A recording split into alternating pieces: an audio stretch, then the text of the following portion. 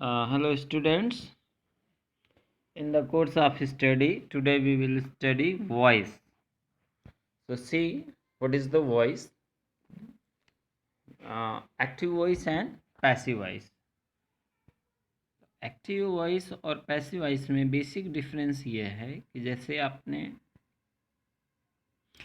एक तरह से डायरेक्ट कहा जाए और एक तरह से आपको इनडायरेक्टली, यानी एक ही सेंटेंस को आप दूसरे तरीके से कैसे कह सकते हैं, प्लस उसके साथ साथ कि जो एक्शन है वो किसके द्वारा किया जा रहा है। ठीक है। और एक्टिव वॉइस से पैसिव वॉइस में चेंज करने के लिए हमें ऑब्जेक्ट की ज़रूरत होती है। मीन्स कि आप इसके पहले वाले चैप्टर में पढ़े हैं ट्रांजिटिव एंड इनट्रांजिटिव वर्ब्स। तो हमेशा याद रखिए कि जो पैसिव वॉइस है वो हमेशा ट्रांजिटिव वर्ब को ही पैसिव वॉइस में चेंज किया जा सकता है, इनट्रांजिटिव वर्ब को पैसिव वॉइस में चेंज नहीं कर सकते। जैसे आपके सामने ये देखिए एग्जाम्पल है, I eat an apple, you run fast, they are sitting in the class, I have a pen, Ram helped me, I am asked. ये आपका होमवर्क है। इस वीडियो को देखने के बाद इस पे आप ज़रा सा सोचिएगा कि इस इसमें कौन कौन से सेंटेंस हैं जिसमें कि जो ऑब्जेक्ट है या नहीं है। जिसमें ऑब्जेक्ट है कुछ ऐसे भी हैं इसमें एग्जांपल जिनको कि ऑलरेडी पैसिव वॉइस में लिख दिया गया है। ठीक है। तो थोड़ा सा आप इस पे सोचिएगा कि जो सेंटेंसेज हैं सब में बेसिक डिफरेंस क्या है। एक्टिव वॉइस से पैसिव बनाते समय हमें 3-4 चीज़ों का ध्यान रखना है। जैसे सब्जेक्ट बिकम्स ऑब्जेक्ट, यानी जो भी आप सेंटेंस बोलेंगे या लिखे रहेंगे या जो आपको मिला होगा उसको आप क्या करेंगे, जो सब्जेक्ट है उसमें उसको आप एज ए ऑब्जेक्ट यूज़ करेंगे। सेकंड क्या है, ऑब्जेक्ट बिकम्स सब्जेक्ट, और जो ऑब्जेक्ट है उसको हम सब्जेक्ट के रूप में यूज़ करेंगे। जो हेल्पिंग वर्ब आएगी उस टेंस की उसी के अकॉर्डिंग आएगी। थर्ड थिंग है वर्ब शुड बी V3। आप हमेशा याद रखिए कि पैसिव वॉइस में जो वर्ब है हमेशा अपने थर्ड फॉर्म में आती है, कभी भी फर्स्ट सेकंड में नहीं आती। इसको हमेशा याद रखिएगा। By preposition should be used, और हम जो है कि ऑब्जेक्ट के पहले बाई यूज़ करते हैं। कभी कभी हमारे पास ऐसी भी कंडीशन होती हैं जिसमें हम बाई यूज़ नहीं करते। ठीक है। अब इस तरह से आप आगे देखिए कि कौन कौन से वो आपके टेंस हैं जिसको कि हम पैसिव वॉइस में चेंज कर सकते हैं। ठीक है। तो फर्स्ट है प्रेजेंट इंडेफिनिट या सिंपल प्रेजेंट, और इसमें पैसिव वॉइस चेंज करते समय जो हेल्पिंग वर्ब है वो इज़ आर एम यूज़ होगा। इसको हमेशा याद रखिए। जैसे आपके पास एग्जांपल है ही रीड्स अ बुक, तो मैंने आपको बताया था कि ऑब्जेक्ट को फाइंड आउट करने का सबसे अच्छा तरीका क्या है, वो है व्हाट या फिर whom। आप वर्ब से क्वेश्चन करिए। ठीक है। वर्ब से व्हाट और whom से क्वेश्चन करिए। अगर रिस्पॉन्स आ रहा है तो उसमें ऑब्जेक्ट है, और अगर रिस्पॉन्स नहीं आ रहा है इट मीन्स उस पर ऑब्जेक्ट नहीं है। जैसे आप देखिए first example he reads a book, तो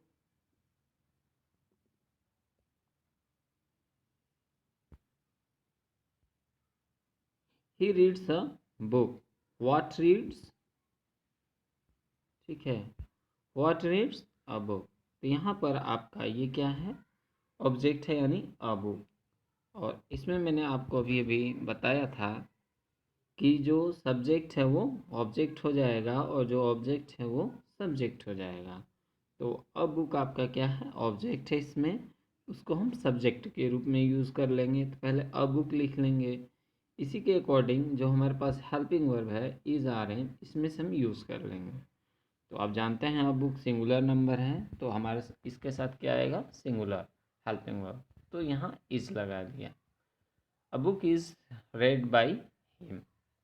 इस तरह से आप सेकेंड एग्जाम्पल देखिए, यू हेल्प मी, तो मी जो है कि सब्जेक्ट हो जाएगा, तो आई हो गया, I am helped bye you. Third भी एग्जाम्पल आपको ऐसे है। इसको थोड़ा सा आप, बहुत सारे आपके पास एग्जाम्पल मिलेंगे जिसको कि आप पैसिव वॉइस में चेंज करने की कोशिश करिएगा, और प्रॉब्लम आती है तो तुरंत आप पूछिए, ठीक है, तब फिर आपको ज़्यादा याद रहेगा। सेकंड है प्रेजेंट कंटिन्यूअस, जिसको हम प्रेजेंट प्रोग्रेसिव टेंस भी कहते हैं। इसमें जो हमें हेल्पिंग वर्ब यूज़ करना है वो is being, are being, am being. आपको पता है is being singular number subject साथ, are being plural number subject साथ, और एम जो है कि हमेशा आई के साथ यूज होता है। तो आप देखिए, he is reading a book, तो इसमें ऑब्जेक्ट क्या है, अ बुक। मैंने आपको सारे टेंस में एक ही एग्जाम्पल इसलिए दिया है ताकि आपको समझने में क्या हो, आसानी हो। A book is being read by him. You are calling me. I am being called by you. ठीक है, they are helping a poor. A poor is being helped by them. Third one is present perfect tense. इसमें देखिए helping verb has been और have been होता है, use होता है। He has read a book, a book has been read by him. इस तरह से आपको एग्जाम्पल दिया हुआ है। अब आइए सिंपल पास्ट। सिंपल पास्ट में हमेशा याद रखिए वाज वेयर का यूज़ होता है, और he read a book was read by him. इस तरह से मैंने आपको सारे टेंसेस को एग्जाम्पल फ्रेम किया है। पास्ट कंटिन्यूअस देखिए, वॉज बीइंग, वर बीइंग इसमें यूज़ होता है। He was reading a book was being read by him. You are calling me, I was being called by you. They were helping a poor was being helped by them. Past perfect had been use होता है इसमें। He had read a book had been read by him. इस तरह से मैंने आपको सारे example दिए हैं हर टेंस का। फिर आपको future indefinite, he will read a book will be read by him, ठीक है। तो इस तरह से आपको पूरा मैंने कोशिश किया है कि एक एग्ज़ाम्पल से आप समझने की पूरी कोशिश करिए, और अगर इसमें प्रॉब्लम आती है तो उसको पूछिए। फ्यूचर परफेक्ट टेंस ये लास्ट है, ठीक है। और यहाँ देखिए, he will has read a book will has been read by him. You will have helped me, I shall have been helped by you. They will have helped a poor will has been helped by them. तो इस तरह से मैंने आपको सारे example, यानी जिन जिन tense का passive voice change होता है उसको हमने बताने की कोशिश किया है, और अगर इसमें आपको प्रॉब्लम आती है तो आप उसको पूछिए। सेकंड थिंग याद रखिए, जो हमारे पास चार टेंस हैं उसका पैसिव वॉइस नहीं बनता। जैसे एग्जांपल के लिए present perfect continuous, past perfect continuous, future perfect continuous, ये तीन हो गए। जो चौथा नहीं चेंज होता है वो है फ्यूचर कंटिन्यूअस। हमेशा इस बात को अपने दिमाग में याद रखें कि ये चार टेंसेज हैं, इनका पैसिव वॉइस चेंज नहीं होता।